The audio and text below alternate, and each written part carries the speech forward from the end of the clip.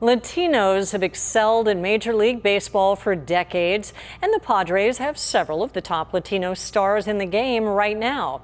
But the first player of Latino heritage to be inducted into the Hall of Fame almost never talked about his Mexican roots.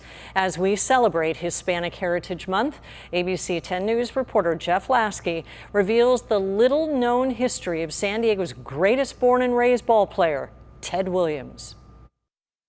He had many nicknames: the Kid, Teddy Ballgame, the Splendid Splinter.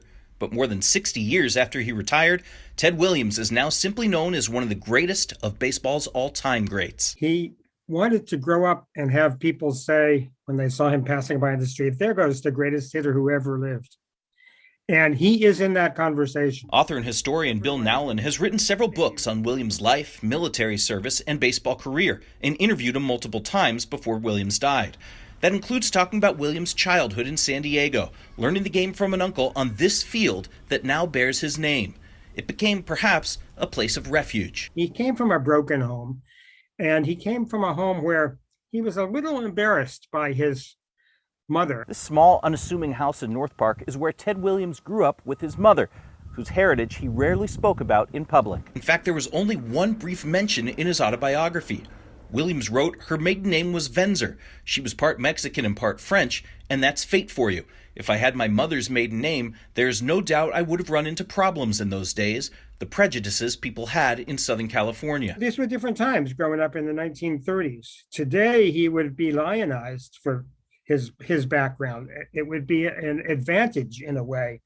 Back then, it was something that kids you didn't want to make too much of it. And he, in fact, maybe want to hide it a little bit. Nowlin wanted to learn more about Williams' heritage, but it turns out that one sentence of Williams' autobiography was misleading. Her last name was Venzer, Venzer. I looked up, there was nobody named Venzer in the whole state of California. Nowlin thought it was a dead end and completed his biography. After reading it, a cousin of Williams from that side of the family reached out. In that call, Nowlin realized that Williams or his ghostwriter had misspelled his mother's maiden name. The E was really an O. Turns out her name was Venzor, Venzor, not Zer, and there were a lot of them in California. It also turns out Williams' Mexican roots were stronger than that one mention of being part Mexican, part French. Both his maternal grandparents were from a city called Valle de Allende in Chihuahua, Mexico, making Williams half Latino. And while Williams perhaps tried to avoid prejudices against Latinos during those days of segregation, he seems to have always felt a connection to minorities battling against racism. Williams warmly welcomed the Red Sox first black player, used his own Cooperstown speech to call for the Hall of Fame to induct Negro League stars, and later developed a friendship with another San Diego baseball icon, Tony Gwynn. A mural honoring that relationship can be seen at Williams' alma mater, Hoover High.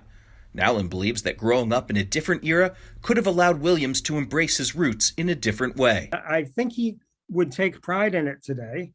And he was always very honest about his life. And I think if you could get him in the right format where he was comfortable talking, he would take considerable pride. In North Park, Jeff Lasky, ABC 10 News. In 2018, Nowlin published a book with his research on Williams' Hispanic roots. It's called Ted Williams' First Latino in Baseball's Hall of Fame.